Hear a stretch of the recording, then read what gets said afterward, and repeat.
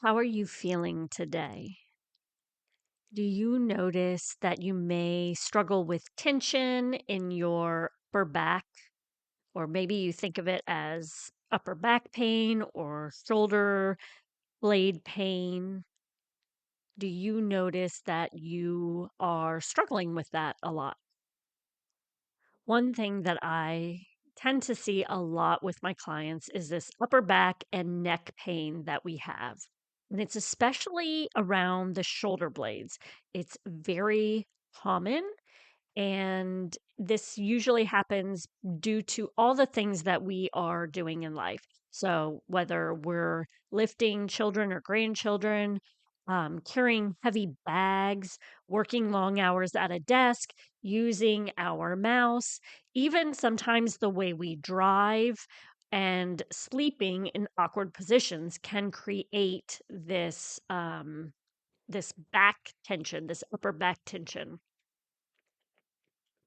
And I wanted to share a couple of things that you can work on practicing to help to relieve that upper back pain and improve your posture so that you start to feel a little bit better.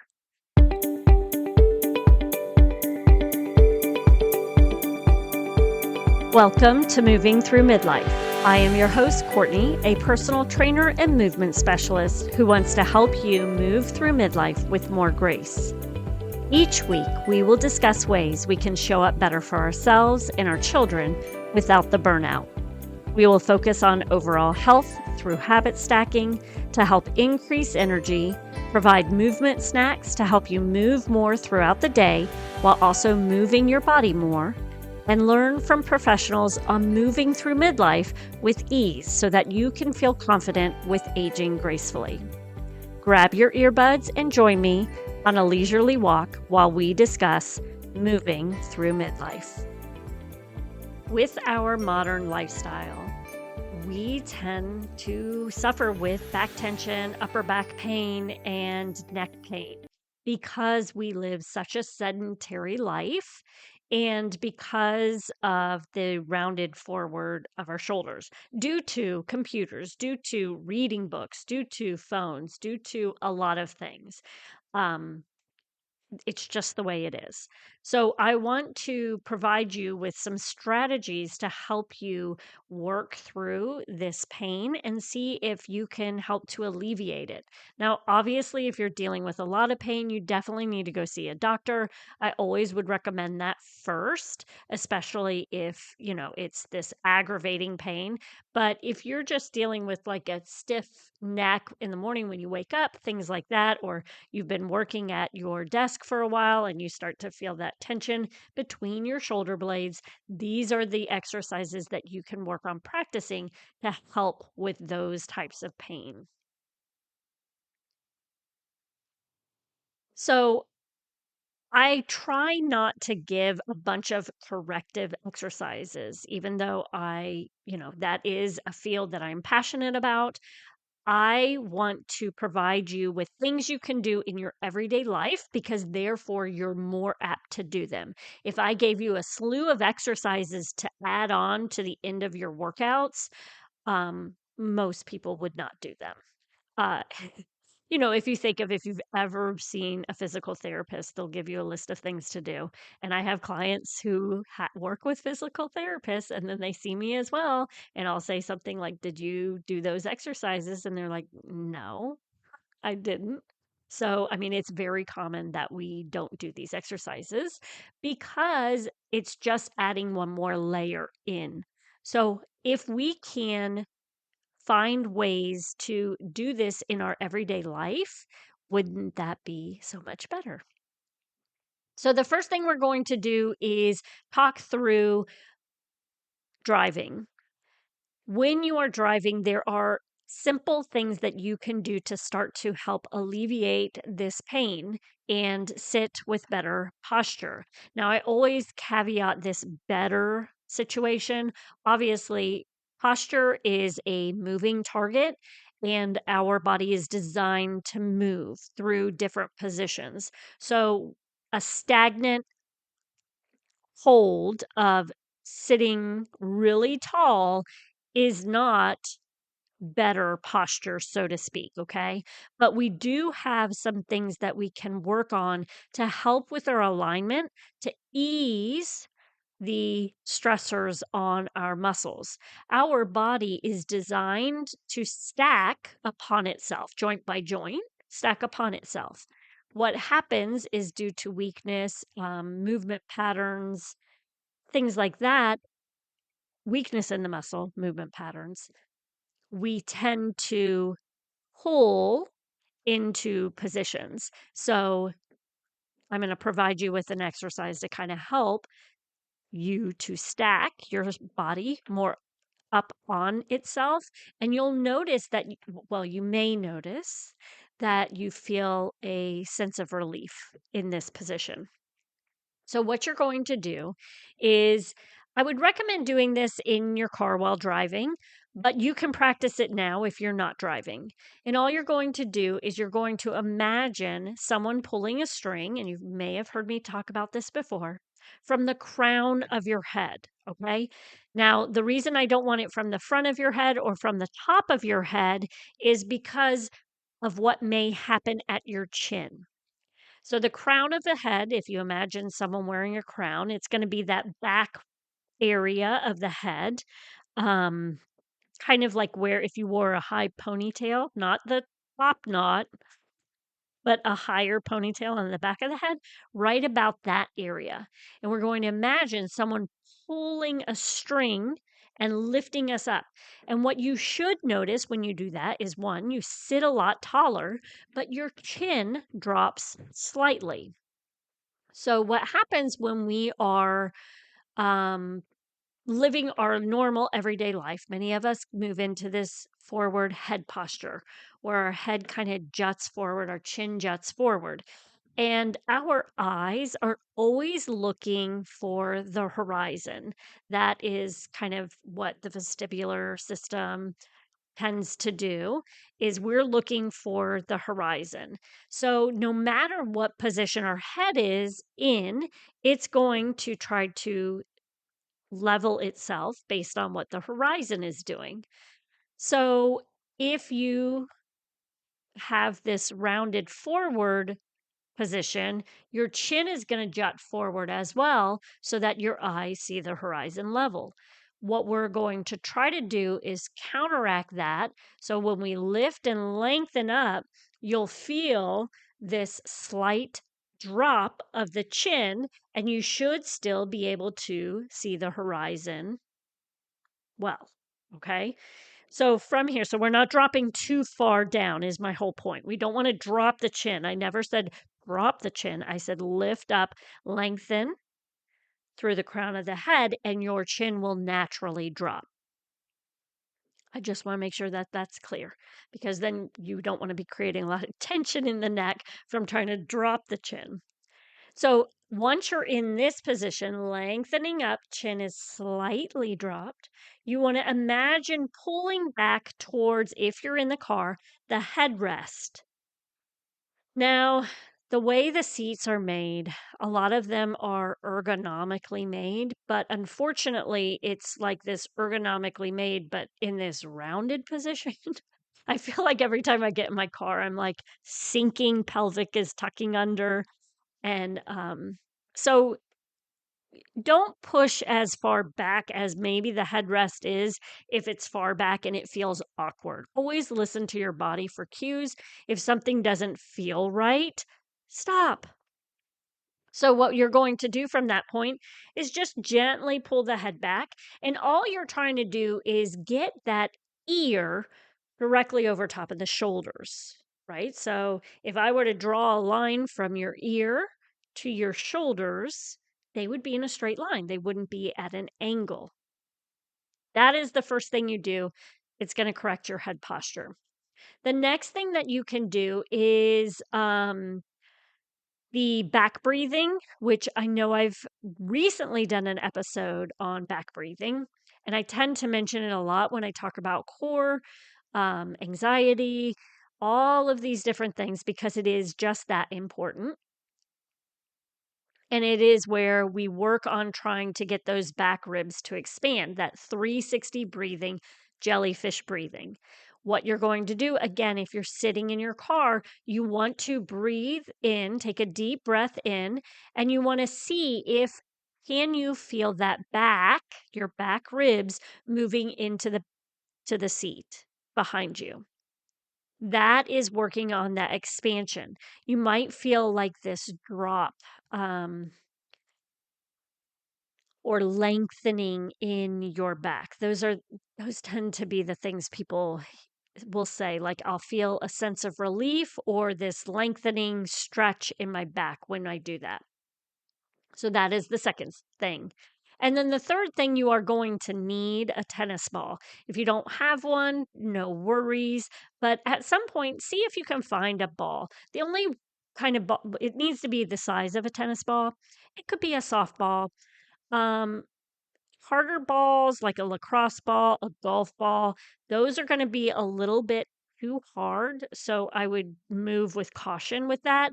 If you're in a chair where you're going to be putting it between your body in the chair, it's not going to be terrible um, because it's going to be pushing into that seat a little bit more. But I think a tennis ball is a better option.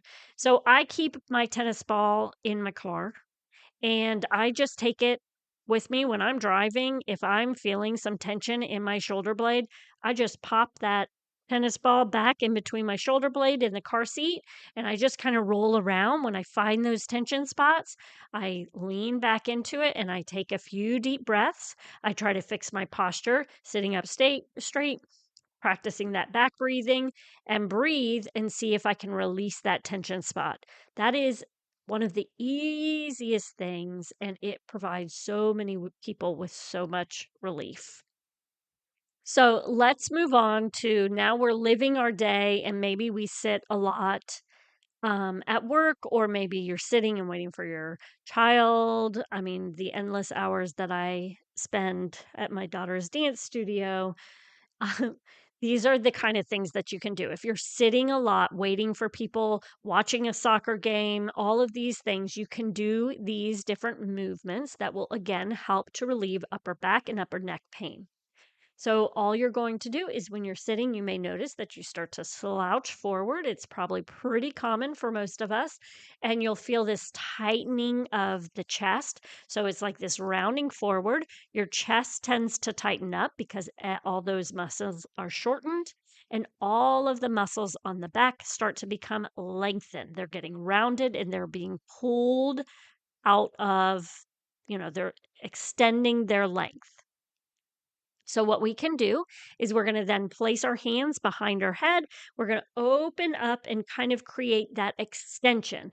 We're going to press our head into our hands, letting our elbows open up out at the side. I'm trying to do it while I'm talking, so I'm sorry if my voice starts to sound like it's farther away, and you'll go through a slight extension. This should feel really nice. It should feel like you're opening your chest muscles, should feel like you're maybe lengthening. You might feel some upper back popping, neck popping. All of it should feel really nice. And just do that. You can lean back against a chair if you have a chair high enough, and that will allow you to, use gravity to kind of extend through that position. This is a gentle stretch. This is not something that you're trying to press yourself into. It's just a relaxing position to be in. The other thing that I would encourage you to do is some side reaching and stretching. So, every few hours or every 30 minutes, take a moment to reach your arms from side to side. You might reach for something far away. Imagine you're reaching towards the right for something far away. That's going to allow your ribs to slide back and forth over the pelvis from side to side, and then reach like you're reaching towards the left as well. You might notice some tension, sticking points. If you do, you need to practice some breathing and some core exercises. That's where that Move Better, Feel Better bundle is great because I've got the core connection course in there for you to look through and work on. So just moving side to side with the rib cage, and then even reaching up over your head and crossing that arm over. So your right arm is going to cross over to the left side, and the left arm is going to cross over to the right side. And that's going to give you some nice stretching. And this is going to help release the upper back tension that is caused by static sitting. You can also stand up and do these exercises. You'll probably notice a lot of relief as well. And then the third thing that you're going to do is vary your position while you're sitting. Try to move through different positions throughout the day, bringing one leg up and moving it, maybe in a figure four style or knee up to where it's popping up above the desk, if that makes any sense.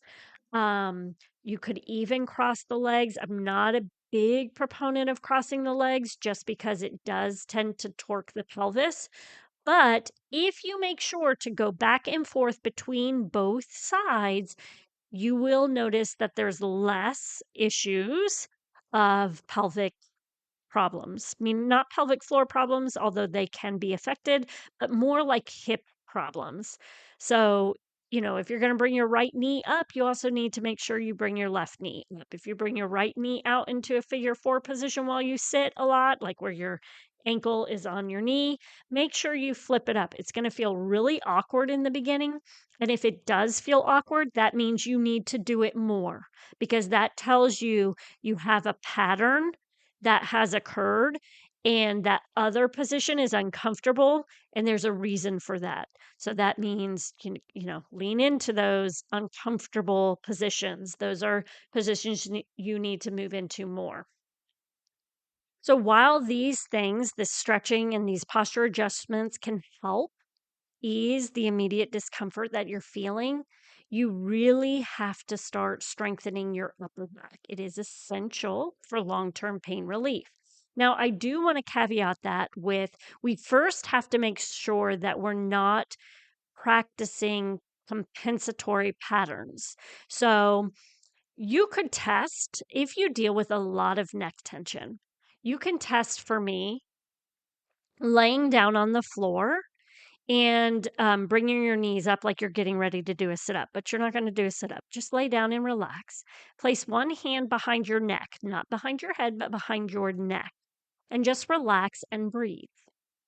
Then you're going to let that knee fall down towards the floor on one side. Notice if anything happens at your neck. If you are getting tense in your neck, then you use your neck in the way you move. That's a compensatory pattern.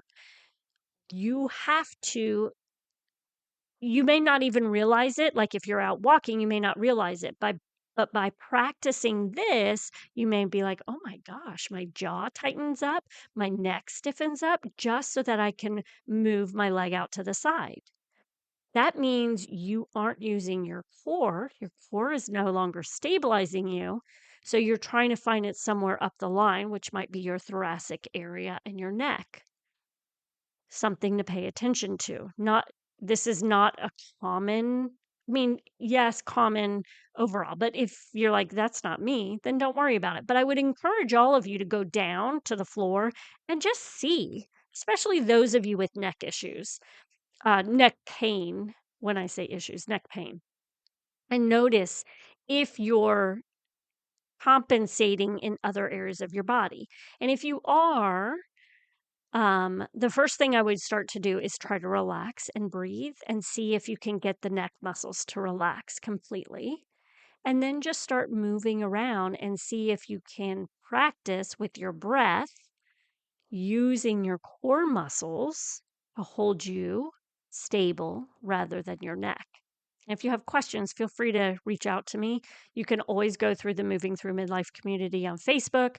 I'm there to help answer any questions you have along the way. You can reach out to me privately.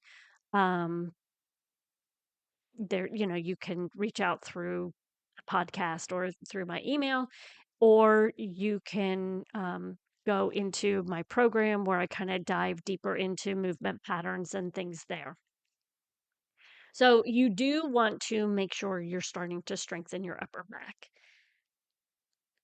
I will say that I want to make sure that people do it correctly. So if you can find someone local to you who's a personal trainer, just to start learning movement patterns, that is the best thing that you can do for yourself. It does not mean you have to have a personal trainer for a lifetime. Doesn't even mean, I mean, some personal trainers require packages, but some will be happy to work with you a couple of times to make sure your posture is good while you're moving through different movements, and then you can be on your way. But definitely make sure that you're not compensating using other muscles to try to alleviate some pain in your back while you're strengthening your upper back. So, those are the things that I am going to recommend for you. If you have questions, again, always feel free to reach out to me. You can go to movingthroughmidlife.com this week. You can always ensure that the week that I am pushing this information out, I will be in there talking more in the Moving Through Midlife community, talking more about that. But if no one asks questions, then I'm not going to spend endless hours waiting for questions to be asked. So feel free to come over there. I'm happy to help you. Oh, and exercises. I want to tell you exercises you might want to incorporate. So you want to think rows. Make sure we're not using our upper traps for rows. We want to get our mid back to start firing on for those. Lat pull downs, reverse flies. All of these are great machines or exercises you can do. Start lighter for those of you who are new. Even if you're dealing with pain and you've been doing exercises for a while, sometimes it helps to drop down to a lower weight to check your movement pattern before you go back up to a higher weight. So that is it. Hopefully, this gives you some tips, some ideas for how you can work on easing and relieving that upper back pain and shoulder blade. And I hope you all have a wonderful day and make sure to keep moving. I hope you enjoyed this episode and found something to take away to help you practice healthier habits, move more, or handle the midlife and aging with grace. If you enjoyed this episode, please share it with a friend or leave us a review to help us reach more moms just like you. Head to movingthroughmidlife.com to join the free community or learn how you can move more and feel better in your daily life.